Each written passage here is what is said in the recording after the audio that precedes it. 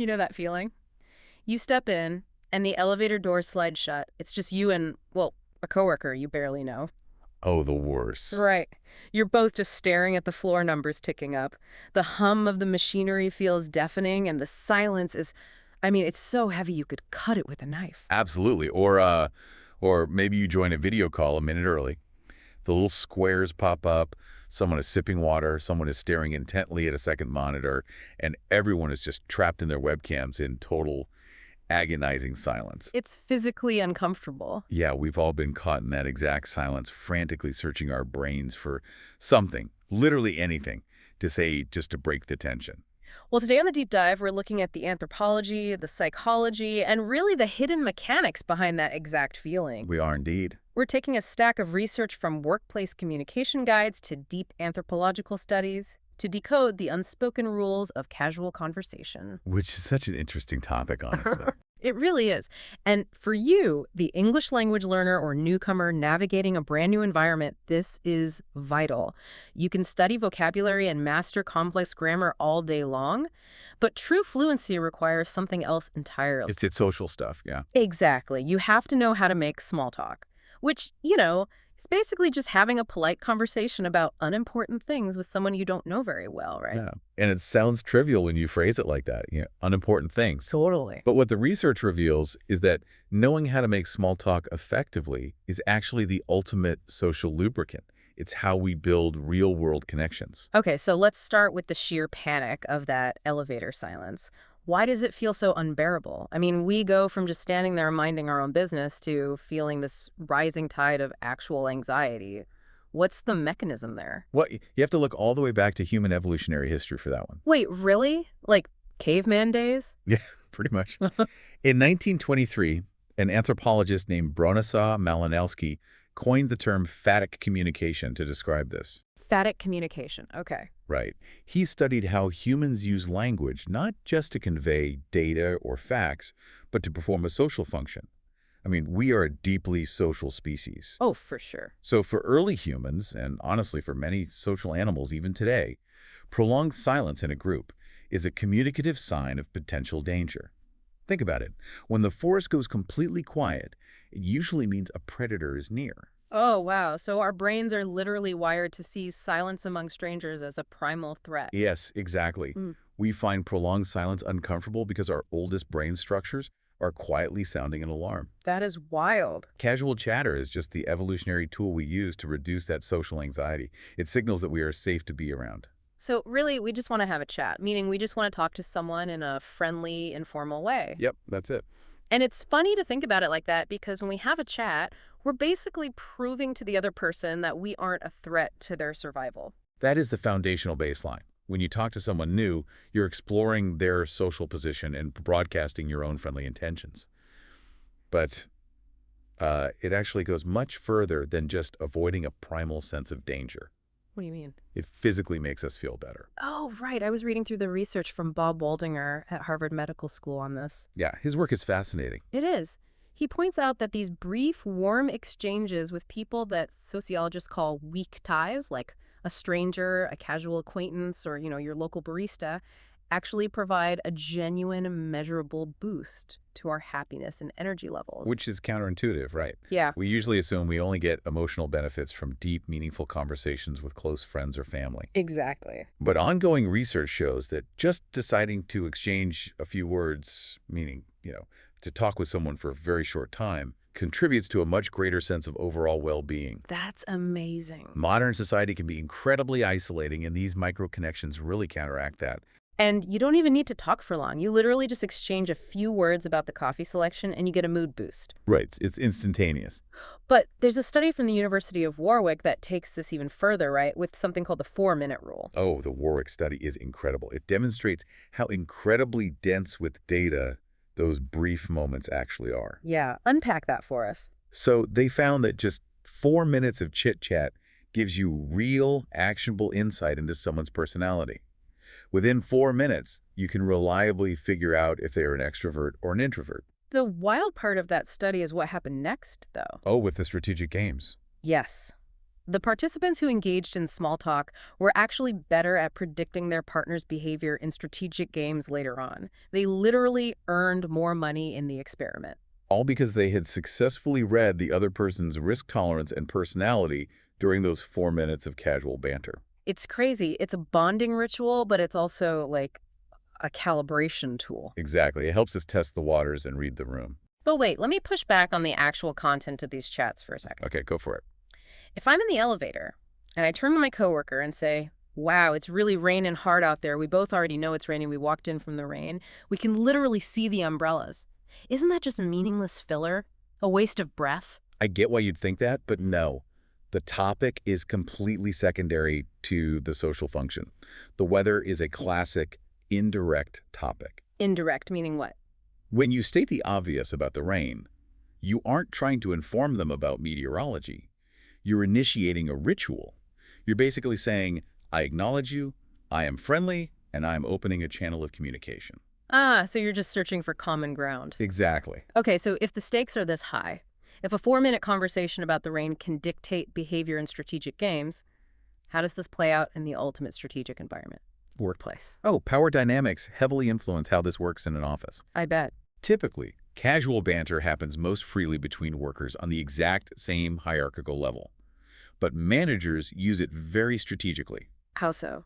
A savvy boss will use small talk to temporarily decrease the perceived status difference between themselves and an employee. Oh, I've totally seen this. Like when a boss is about to ask you to work overtime on a Friday afternoon. Yes. They don't just walk up to your desk and bark, work this weekend. They ease into it. They ask about your dog first. Exactly.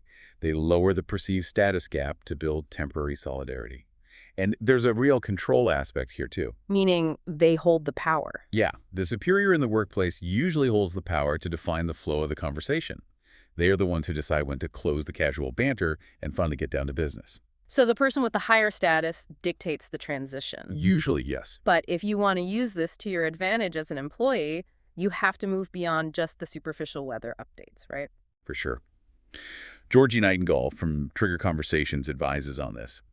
She says that while casual banter is the gateway, genuine curiosity is what actually facilitates deep workplace collaboration. That makes a lot of sense. You want to connect, but you also need to respect boundaries, which can be a tricky tightrope. Very tricky.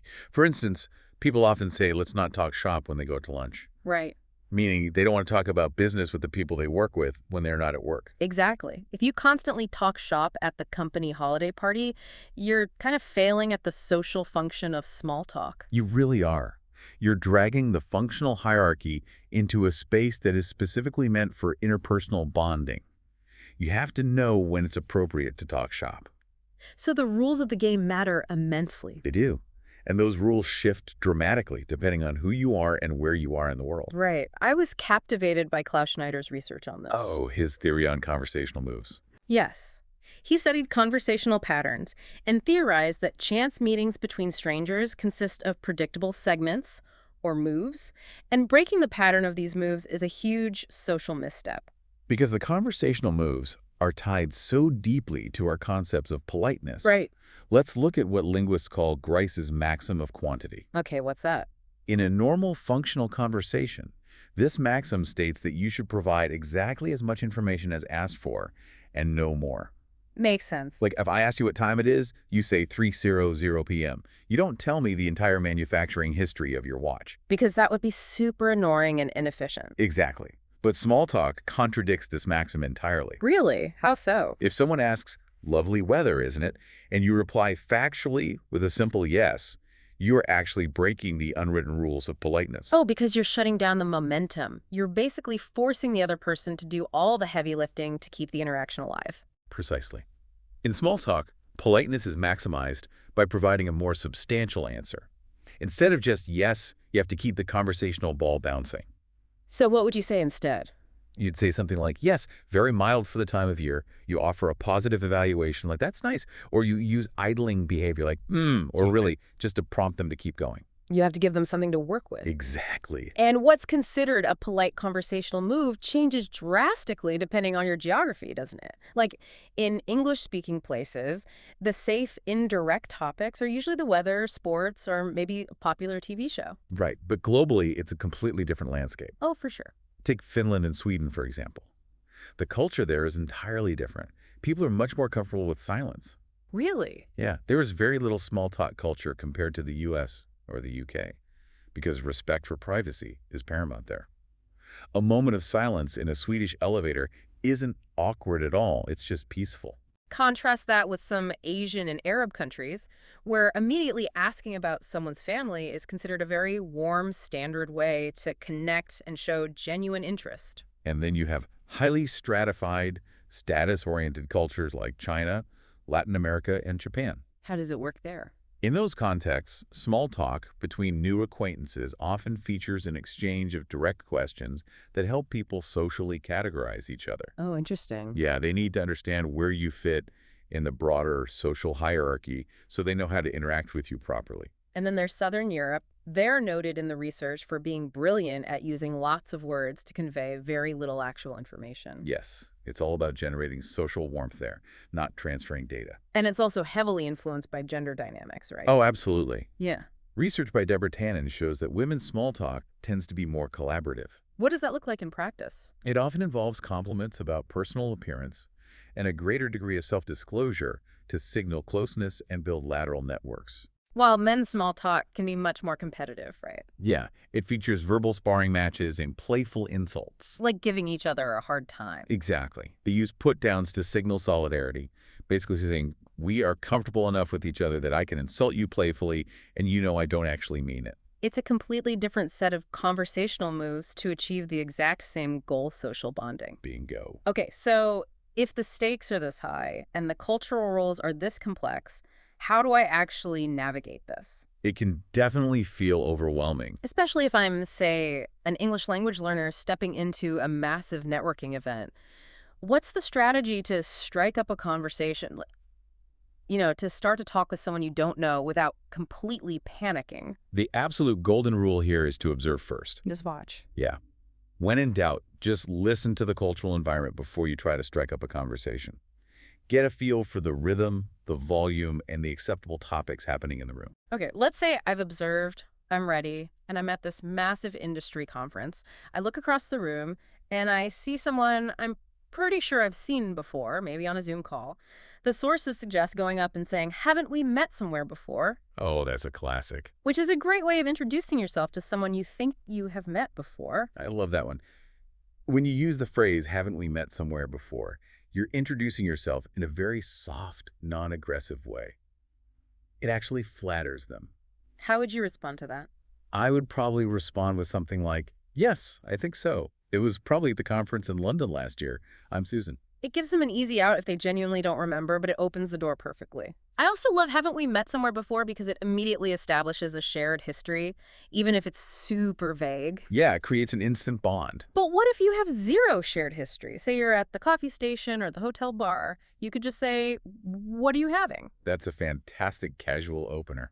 It's basically a casual opener you use, often for offering someone a drink or asking for a recommendation at a cafe or bar. Yeah, what are you having is usually a very safe bet. I might say, oh, just the dark roast. It's surprisingly good here. It's so natural. I love using what are you having because it shifts the focus to the environment rather than, interrogating the person. Likely, it's low pressure. Or if the venue is packed and tables are full, you can just walk up to a table and say, mind if I join you? Another great one. Asking mind if I join you is the polite way to see if you can sit with someone while actively respecting their physical space. You're basically asking if you can sit with someone politely while fully respecting their space. Exactly. You smile, you ask, and it opens the door for connection. I use mind if I join you all the time at crowded networking lunches. It is so much better than just sitting down in silence and staring at your plate. Absolutely. And once you're sitting there, you need a shared situation to lean on. Something like, how are you enjoying the conference? It's the ultimate common ground. Which is basically making small talk by referencing a shared situation. Right. Asking, how are you enjoying the conference forces an opinion? It gets the ball rolling instantly because you both have that shared context. It's a lifesaver. Asking, how are you enjoying the conference works almost every single time. Here's one I really struggle with, though. Let's hear it. Let's say I'm standing in a circle with two people, and the conversation just stalls. It's getting awkward. Oh, I hate that. The sources call this next phrase magic. It's, do you two know each other? It really is magic. The sources call this a magic phrase for hosting. It's asking if two people are acquainted to help everyone feel included. So you instantly take on the role of the gracious host. Exactly. Asking, do you two know each other, is the perfect way to find out if they're acquainted and smooth over any awkwardness. It's amazing how a simple phrase like, do you two know each other, transforms you into the primary connector in the room. And here's why this is so critical for our English language learners. Mastering these specific phrases gives you a protective shield against awkwardness. That is the real secret. It's not about having flawless textbook grammar. Right. It's about understanding the social function of the interaction. When you use these established phrases, you bypass the grammar anxiety and go straight to human connection. It's like a cheat code for socializing. You're signaling friendly intentions, just like Malinowski said back in 1923. Small talk is definitely not meaningless chatter. It's a highly evolved, culturally nuanced tool that we use to navigate the complex space between ourselves and others. It builds bridges.